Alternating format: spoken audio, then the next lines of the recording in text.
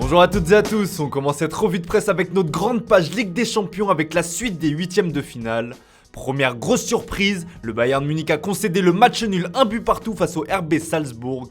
Le Bayern a même eu d'énormes vertiges comme le placard Bild sur sa une, puisqu'il a fallu un but de Kingsley Coman à la 90e minute pour sauver le nul. Une nouvelle contre-performance de la part des hommes de Julian Nagelsmann après la défaite en championnat ce week-end. Pour Kicker, le Bayern cherche le chef de sa défense. Avec le départ l'été dernier de David Alaba et le futur départ de Niklas Süle cet été, un gros chantier s'annonce en défense côté munichois. Dans l'autre affiche des huitièmes de finale, Liverpool a pris une option sur la qualification en l'emportant 2-0 face à l'Inter. Le super sub Roberto Firmino a indiqué la voie en ouvrant le score d'une superbe tête décroisée à la suite d'un corner de Robertson. L'inévitable Mohamed Salah a donné un avantage plus conséquent quelques minutes plus tard. Les héros de Siro s'enflamment le Daily Express en ce jeudi matin. Un titre similaire que l'on retrouve en une du Daily Mirror. De son côté, le Sun met en avant l'Égyptien qui poursuit son incroyable série de 8 buts marqués à l'extérieur en Ligue des Champions. 8 à la suite, fait dans le jeu de mots le tabloïd anglais. Mo Salah est désormais dans le viseur Cristiano Ronaldo qui détient le record avec 12 buts à l'extérieur. En Italie, c'est évidemment la soupe à la grimace car l'Inter a tenu la dragée aux Reds. Les Nerazzurri ont manqué de précision dans le dernier geste et un énorme sentiment de regret prédomine en ce jeudi matin du côté de la botte. L'Inter s'en mord les doigts, écrit la Gazzetta dello Sport dans son édition du jour. Péché lance de son côté Tuttosport, alors que le Corriere dello Sport constate que Liverpool vient d'une autre planète. Du moins, les deux formations ne boxent pas dans la même catégorie. On rappelle que le dernier huitième de finale de Ligue des Champions de l'Inter remonte à près de 8 ans, c'était face à l'Olympique de Marseille. On ferme notre page Ligue des Champions, on file en Angleterre où la situation est un peu tendue en ce moment du côté de Manchester United.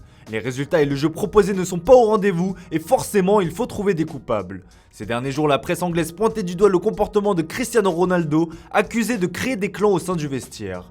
Le capitaine Harry Maguire et Marcus Rashford ont été irrités par ce comportement, ce que ce dernier a réfuté.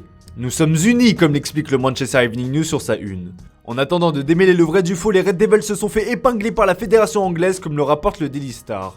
Le club mancunien a été mis en accusation pour le comportement de ses joueurs lors de la victoire face à Brighton ce mardi.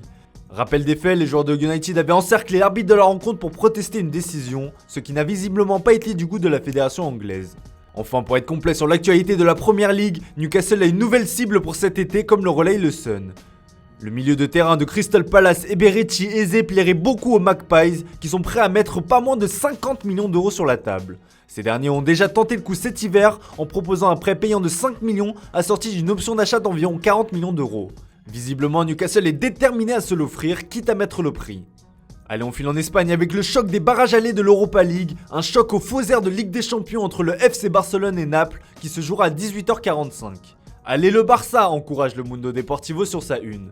Pour le quotidien espagnol Sport, c'est le début d'un nouveau défi. L'entraîneur Xavi a déjà annoncé la couleur en expliquant qu'il ne comptait pas prendre cette compétition à la légère et qu'il comptait bien aller jusqu'au bout. Pour Marca, c'est l'occasion de rendre un bel hommage à Diego Armando Maradona qui a joué au sein de ces deux clubs historiques. On reste de l'autre côté des Pyrénées pour terminer ce tour de la presse sportive avec Kylian Mbappé qui fait encore la une de la presse espagnole ce matin. Nouveau roi placarde même le quotidien AS sur sa une. Visiblement, les Espagnols ne se sont pas remis de la masterclass de l'attaquant du PSG face au Real Madrid. Pour eux, le gamin de Bondy est tout simplement l'héritier du trône. De son côté, Sport s'inquiète du choix de Kylian Mbappé. Le média espagnol parle même de doutes concernant sa décision future. Si l'intéressé a toujours expliqué que cette double confrontation face au Madrilène ne pèsera pas dans son choix, ce dernier aurait été frustré par le jeu de la formation de Carlo Ancelotti. D'ailleurs, en France, on fait tout pour convaincre le champion du monde français de prolonger, à l'image du Parisien qui placarde dans son édition du jour « Reste ». Hier soir, l'émission El Chiringuito a d'ailleurs affirmé que des membres du cercle très proche de l'émir du Qatar sont venus à Paris pour assister au match et ont profité pour se réunir avec l'entourage du joueur. Le Qatar est donc prêt à tout pour retenir son prodige. Conséquence, le Real Madrid aurait changé de plan pour Erling Haaland comme l'explique Sport sur son site. Alors que des rumeurs évoquaient une offensive pour 2023, les Madrilènes seraient finalement prêts à s'activer dès cet été. Selon le média espagnol, Florentino Pérez a déjà présenté son offre finale à l'entourage du cyborg norvégien et ils sont très convaincus qu'ils peuvent le signer.